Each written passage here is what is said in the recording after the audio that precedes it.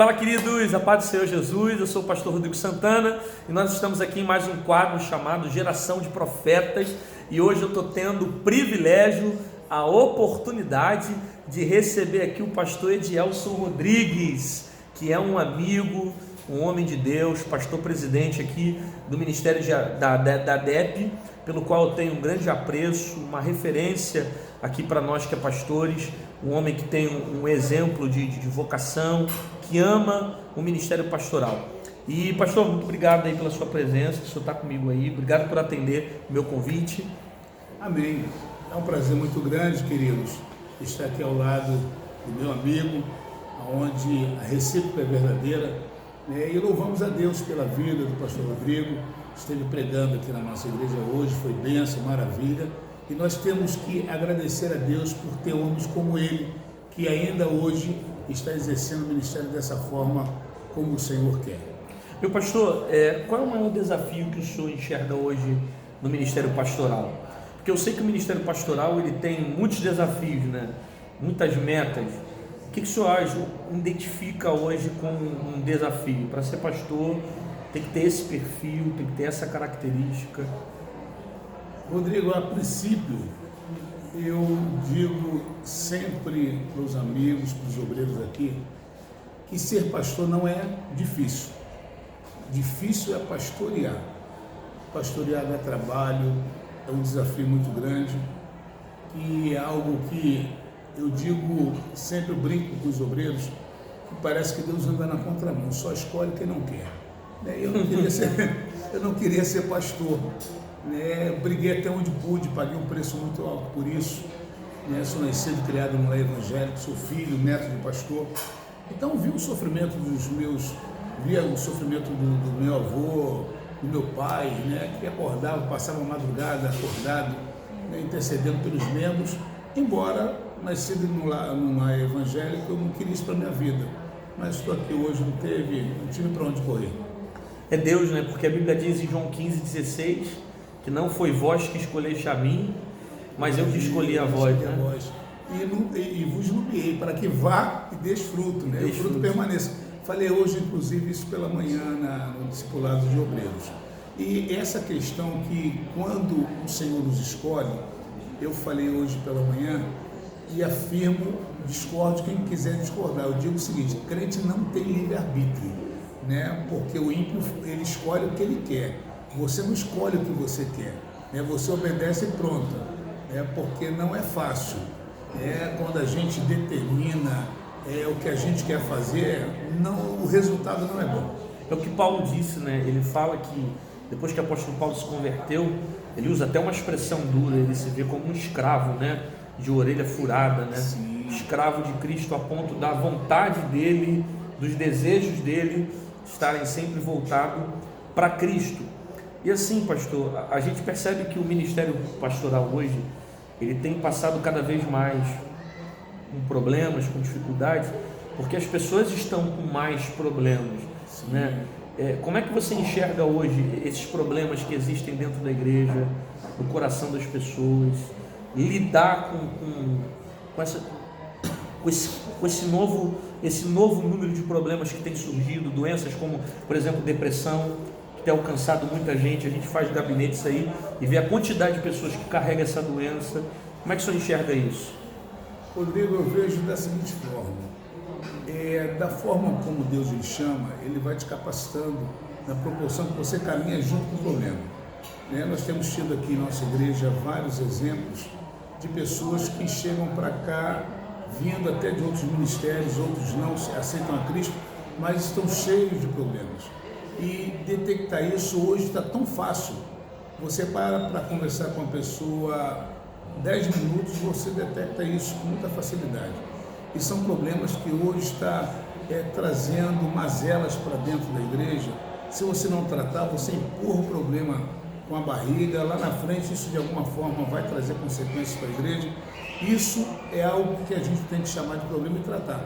Agora, tratar esse tipo de problema, que é o problema, né? Porque você tem que ter tempo, você tem que ter habilidade, você tem que buscar. Se você não busca, você não tem orientação de Deus. Se você não tem orientação de Deus, você vai fazer o quê? Você vai falar de si mesmo, você vai contar os seus exemplos, vai resolver? Não.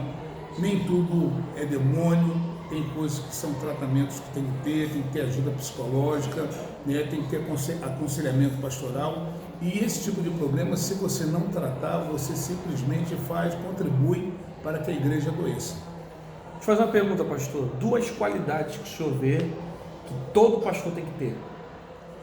Primeiro, ele tem que ser amável, né? Se ele não tiver o amor, não tiver o cheiro de ovelha, ele vai ter muita dificuldade. Boa. Né? Hoje a gente percebe que na proporção que a igreja cresce, que a igreja avança, a gente vai percebendo isso, e o povo está muito carente, né? O povo ele quer ouvir, ele quer o melhor, quer ser ouvido, e se você não para dar atenção, ele vai ter dificuldade, né, de contar com aquele ministério, com aquele pastor. Então as pessoas, quando encontram alguém que dê atenção, que se aproxima, isso ele não só ele vem, mas traz toda a família, porque ele vai dizer: encontrei alguém, encontrei uma igreja, né, que é a solução dos meus problemas. Não é o pastor, né? É Deus orientando o pastor, orientando o líder para que isso aconteça. Legal, pastor, bacana. Então, assim, e o ministério pastoral também, o cara hoje ele tem que ser totalmente vocacionado, né? Não é? Por exemplo, existem algumas coisas dentro da igreja que a pessoa consegue se envolver e fazer, e depois, de alguma forma, amar, gostar, ou consegue fazer até mesmo sem ter tanto prazer, mas pela necessidade. Mas o ministério pastoral, há uma necessidade muito grande de uma vocação, né? Porque você lidar de gente, você lidar com gente, você se envolver com as pessoas sem amar, eu acho que isso acaba se tornando mais pesado, né? Muito. Acaba se tornando um jugo mais pesado, e a gente vê o que está acontecendo aí em muitos lugares onde as pessoas não têm vocação para isso, né? Não tem chamada para isso.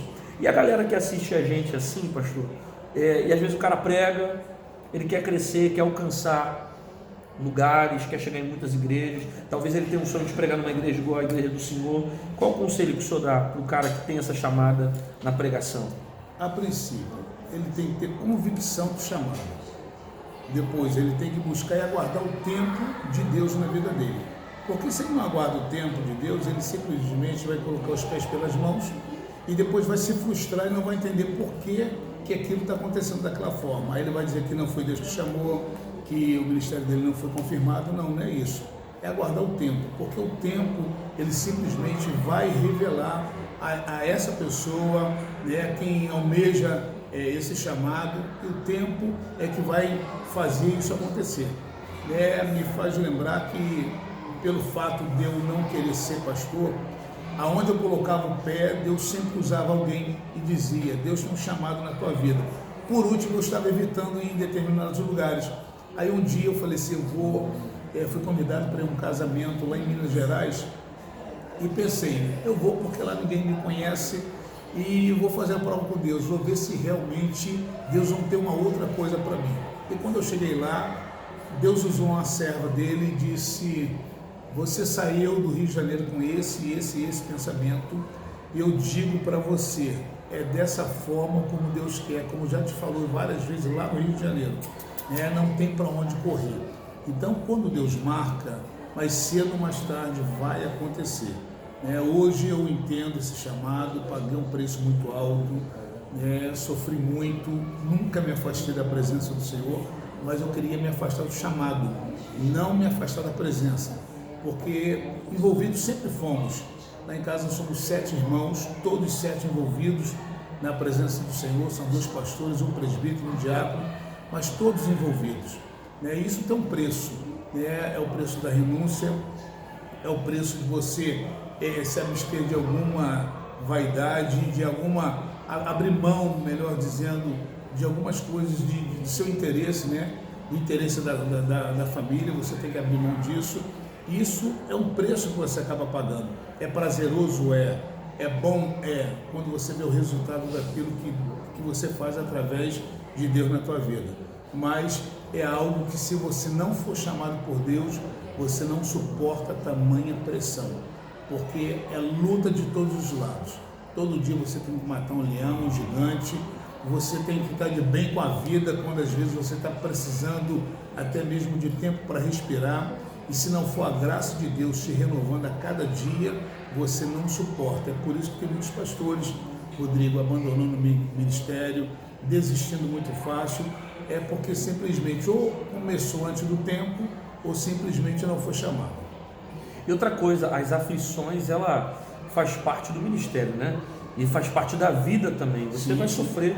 Jesus falou que no mundo nós teríamos aflições, né? Passaríamos por adversidades. Eu costumo até dizer, pastor, o seguinte, que ou você sofre porque saiu do propósito, ou você sofre porque entrou no propósito. Por quê? É verdade. Só que tem duas condições aí. Se você sofrer porque você saiu do propósito, você vai sentir o peso da desobediência, você vai sentir as consequências de uma precipitação. Agora, se você sofrer porque você está dentro do propósito, aí é diferente, porque Deus vai sustentar você dentro do barco, vai te dar direção. Pastor, obrigado aí por esse bate-papo, por essa palavra aí que nos orientou. Amém. Com certeza vai edificar muita gente aí que tem ministério, que quer aprender mais sobre como agir, se comportar da maneira correta na área da pregação, no ministério pastoral, e essas palavras aí servem de experiência. Amém, querido. Eu que lhe agradeço, tá? O prazer é todo nosso.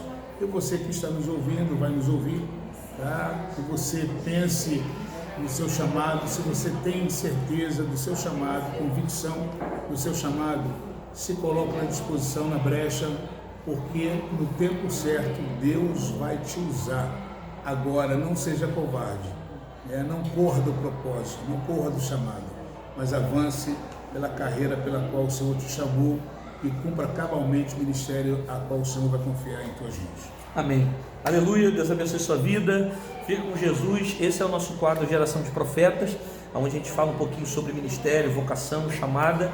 E hoje eu tive o prazer de receber o pastor Elielson. Aguarde que daqui a pouco, mais para frente, vão ter vários homens de Deus, pregadores, profetas, pastores, que têm uma vocação que vai estar sempre edificando você em relação ao teu ministério. Um abraço, paz. Paz.